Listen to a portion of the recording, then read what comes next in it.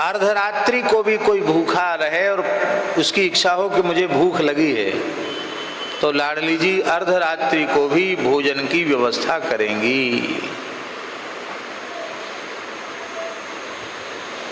जहाँ हमारे मुकुंद शरण जी रहते हैं, क्या नाम है स्थान का, तुलसी कुटी में, तो पीपा पीठ वाले त्यागी जी और अपने राम दोनों मूर्ति वृंदावन की दंडोती परिक्रमा कर रहे थे। अधिक मास था, पुरुषोत्तम मास, और उस समय परिक्रमा पथ कच्चा था, पक्का नहीं था। इधर चामुंडा की तरफ से जब मुड़ते हैं तो उधर नया नया गट्टी पड़ी थी, दाऊजी से लेके और अटल्ला चुंगी तक गिट्टी गिट्टी पड़ी थी। उसमें बड़ा कष्ट था यात्रा परिक्रमा करने वालों को भी, उतनी देर दूर का। बाकी सब जगह रज थी। इधर राधे श्याम कुआ, जिसको भूत कुआ कहते, उधर हो गए तो वहां भी सब रज ही रज थी। रमन रेती तक रज, फिर इधर केसी घाट से फिर पक्की जगह शुरू होती थी। बड़ा आनंद था उस समय परिक्रमा का। तो अपने राम और त्यागी जी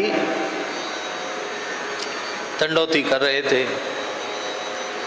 गर्मी का समय था, तो पालेंगे तो दंडोती होगी नहीं, तो हमने शाम को कुछ पाया नहीं, दंडोती करने जाना है। और दंडोती करते करते मनमोहन कुटी है एक, वहाँ बीच में मनमोहन कुटी पड़ती है। तो मनमोहन कुटी तक पहुँचते पहुँचते इतनी जोर की भूख लगी कि संभवतः जीवन में ऐसी भूख कभी न लगी होगी अब तक के जीवन में, इतनी तेज भूख। तो हमने त्यागी जी से कहा कि त्यागी जी, हमको तो बहुत जोर की भूख लग रही है, कुछ खाने को मिले नहीं तो प्राण निकल जाएंगे, इतनी तेज भूख लग रही है। और रंग जी का घंटा बजा, एक आवाज जाती थी,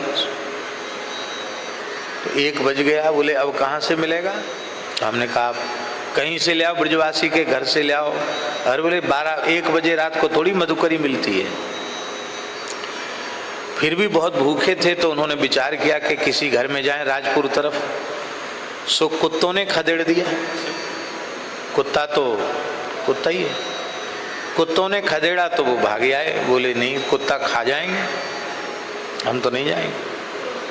बोले थोड़ी दूर तक तो चलो।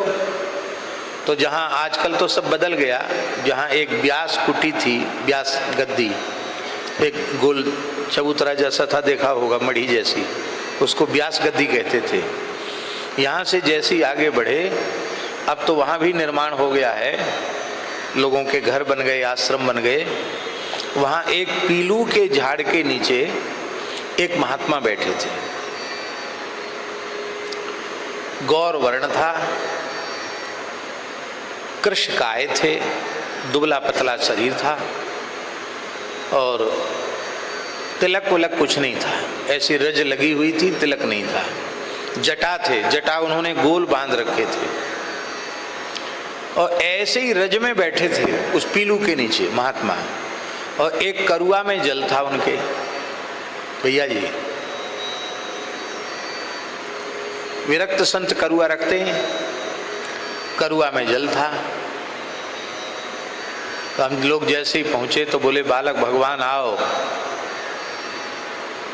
प्यास लगी है, जल पी लो। उनकी हाँ प्यास भी लगी है। तो बोले नहीं, खाली पेट नहीं पीना चाहिए, तुम्हें भूख लगी है, अपने आप बोले। तो बोले रोटी खा लो, इसके बाद फिर जल पीना। हमने कहा ठीक है। तो उन संत ने, आश्चर्य की बात है, लगभग रात्रि को 1:30 से भी अधिक हो गया होगा, 1:30 बजे रात को उन्होंने, जैसे ब्रजवासियों के घरों में रोटी बनती ना, हाथ पानी लगाई, लगी वही रोटी, गरम गरम रोटी, साधुओं की भाषा में जिसको टिक्कड़ कहते हैं, इतनी मोटी रोटी गरम गरम। वहाँ न चूल्हा न भट्टी न कोई, जैसे जैसे सिक्के आई हो ऐसी गरम, और बढ़िया घी से तर, और टेंटी और मिर्चा का अचार उन्होंने धर दिया उसके ऊपर। इतनी बड़ी रोटी। त्यागी जी से कहा कि हमने कहा ले लो, आप भी ले लो। बोले ना, हमें भूख नहीं लग रही। त्यागी जी थोड़े आचार विचार वाले ज़्यादा हैं, आज भी सब जगह वो नहीं ले सकते प्रसाद। उन्होंने नहीं लिया, हमें तो भूख लग रही थी और संत दिए हैं तो फिर विचार क्या करना। तो एक टिक्कड़ खाया, फिर बोले और ले लो, एक और दिया उन्होंने। 2 में पेट तो भर गया, लेकिन ऐसा स्वाद और ऐसी सुंदर सुगंध उस घृत की कि और बढ़िया झन्नाटेदार मिर्चा का अचार और टेंटी का अचार, ऐसा स्वाद बना मुंह में कि 2 टिक्कड़ में पेट तो भर गया पर मन नहीं भरा। मन तो ऐसा था कि पेट में जगह हो तो 2-4 टिक्कड़ और खा लो, इतना स्वादिष्ट। इसके बाद सुंदर करुआ का उन्होंने जल ऊपर से दिया, हमने ऐसे करके जल पिया, ओक लगा के जल पिया। पात्र थोड़ी था वहां, ऐसे करके जल पिया, उन्होंने करुआ से जल दिया। फिर बोले कि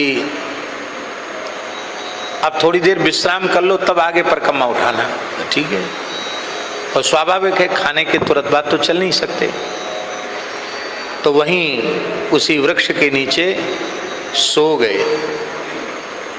थोड़ी देर बाद जगे तो वहां वे महात्मा तो थे ही नहीं, न महात्मा थे न महात्मा बैठे थे, उसका कोई चिन्ह था, कुछ नहीं था। फिर आगे परिक्रमा करते करते उस दिन परिक्रमा भी खूब इतनी शक्ति आ गई कि वहां से लेकर हम परिक्रमा रमण रेती तक परिक्रमा लेके आए, दंडोती करते हुए रमण रेती तक। रमण रेती में भी कोई मकान नहीं थे, बहुत बढ़िया था, बड़ा दिव्य था रमण रेती का क्षेत्र भी। तो वहीं रज में थोड़ी देर विश्राम कर गए और फिर सवेरे सवेरे संत गोपालाचार्य जी महाराज का दर्शन हुआ। वो अपने 2 ब्रह्मचारियों के सहित घूम कर आ रहे थे, तो उठते ही संत दर्शन भी हो गया। हमने ये बात जब पूज्य गुरुदेव भक्तमाली जी को सुनाई तो महाराज जी बोले, पंडित जी ये प्रमाण दिया राधा रानी ने कि 1 बजे 1:30 बजे भी कोई भूखा मनुष्य व्याकुल होगा तो राधा रानी 1-1:30 बजे भी गरम गरम फुल्का की व्यवस्था करेगी। तो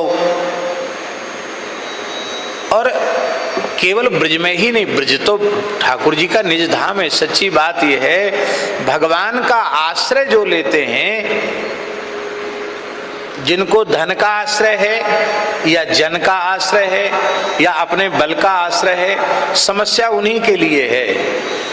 जिनको केवल और केवल श्री लाडली जी का आश्रय है, भगवान का आश्रय है, संत सदगुरु का आश्रय है, उनके लिए कहीं कोई समस्या नहीं है। समस्या उन्हीं के लिए है जिनको भगवान का आश्रय नहीं है।